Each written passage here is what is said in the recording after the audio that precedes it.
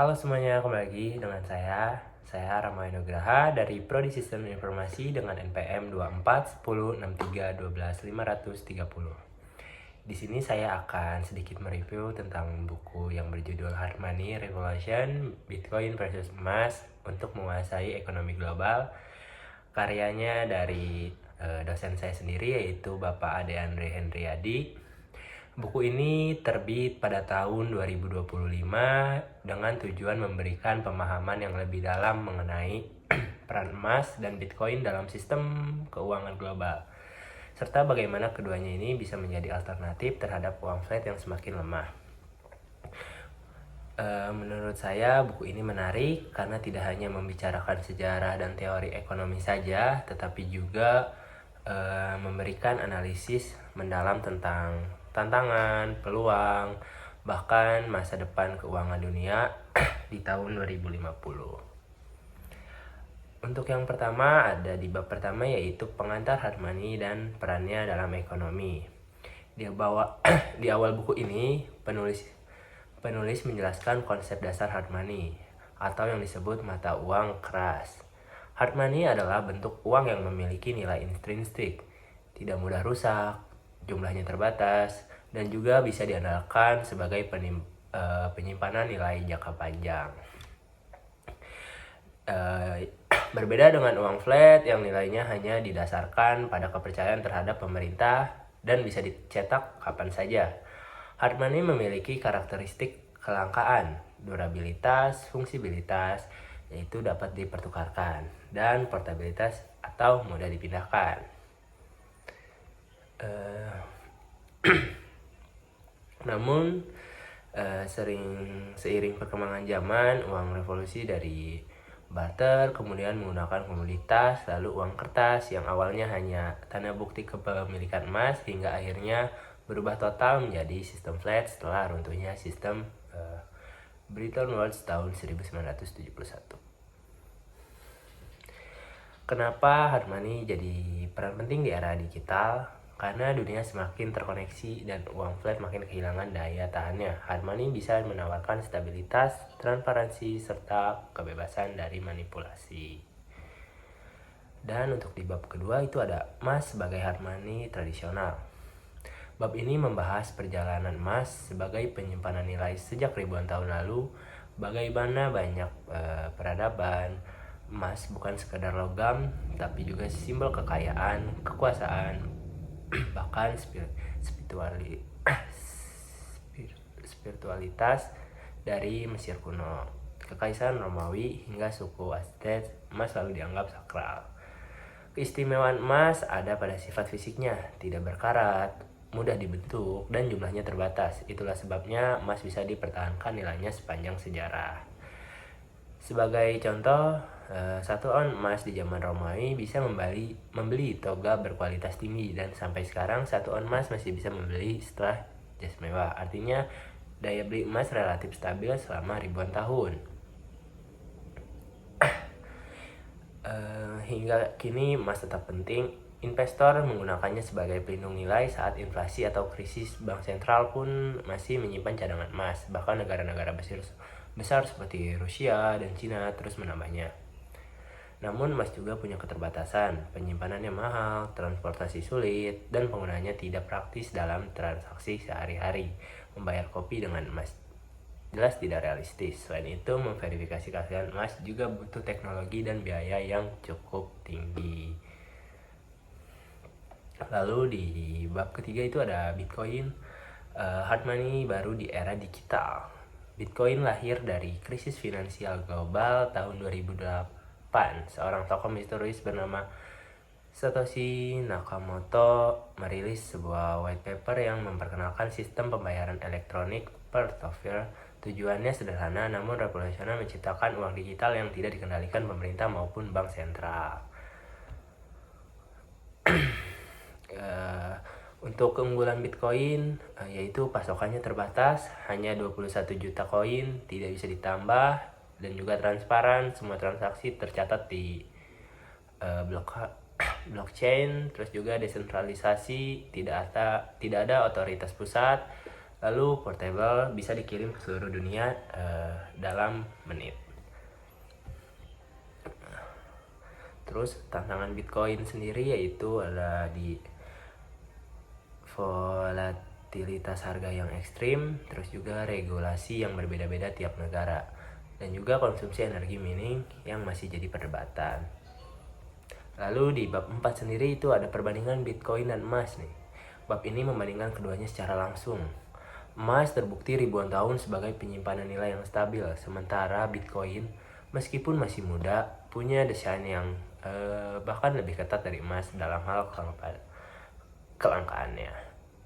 Keamanan dari emas sendiri, emas ini butuh berangkas dan pengawalan. Lalu Bitcoin dilindungi kriptografi tapi rawan jika pemilik lalai menjaga private key.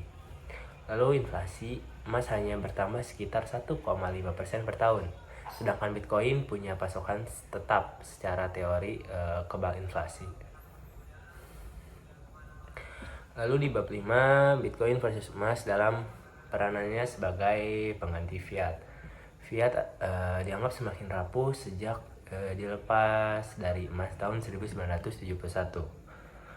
Mata uang fiat makin rentan inflasi, lalu Bitcoin muncul sebagai alternatif global karena bisa menyelesaikan masalah pencetakan uang tanpa batas, transaksi lintas negara yang mahal, dan sistem perbankan yang lambat. Emas tetap punya peran penting, terutama sebagai cadangan moneter.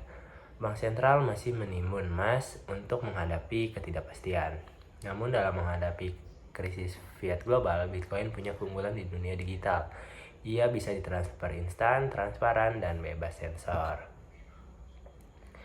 Lalu di bab 6 ada pembahasan mengenai adopsi Bitcoin dan emas dalam ekonomi global. Beberapa negara sudah mulai bereksperimen. El Salvador bahkan menjadikan Bitcoin sebagai mata uang resmi pada tahun 2021. Di sisi lain, emas masih jadi aset yang disukai banyak bank sentral. Rusia dan Cina konsisten menambah cadangan emas untuk mengurangi ketergantungan pada dolar Amerika Serikat. Perusahaan besar juga ikut masuk seperti Tesla, MicroStrategy, hingga PayPal menerima Bitcoin. Kesimpulannya adalah adopsi kedua aset ini terus meningkat meskipun jalannya berbeda. Bitcoin berkembang lewat sektor swasta dan komunitas digital, sementara emas lewat institusi tradisional. Lalu di bab selanjutnya yaitu di bab 7 ada pembahasan mengenai Bitcoin dan emas dalam menghadapi krisis ekonomi dan inflasi nih. Emas selalu jadi safe haven saat kritis, dari depresi besar saat tahun 1930-an sampai krisis pada tahun 2008. Emas selalu melindungi kekayaannya. Namun, Bitcoin mulai membuktikan diri di krisis modern. Contohnya Venezuela dan Lebanon, di mana mata uang lokal runtuh, warga memilih Bitcoin sebagai cara mempertahankan nilai. Lalu kelebihan Bitcoin ini bisa dikirim lintas negara nih, meski bank tutup, anti sensor, mudah dibawa, atau hanya butuh internet. Kekurangannya yaitu volatilitas tinggi, terus juga butuh listrik dan jaringan. Lalu di bab 8 itu membahas mengenai teknologi dan inovasi. Bitcoin mengandalkan blockchain dan kriptografi yang menjadikan unik dan tahan manipulasi. Inovasi seperti Lightning Network membuat transaksi lebih cepat dan murah. Emas meski tradisional juga ikut beradaptasi lewat tokenisasi emas, di mana emas fisik diubah jadi aset digital yang bisa diperdagangkan online. Kedua aset ini menunjukkan bahwa teknologi punya peran besar dalam memastikan keberlangsungan hard money di masa depan.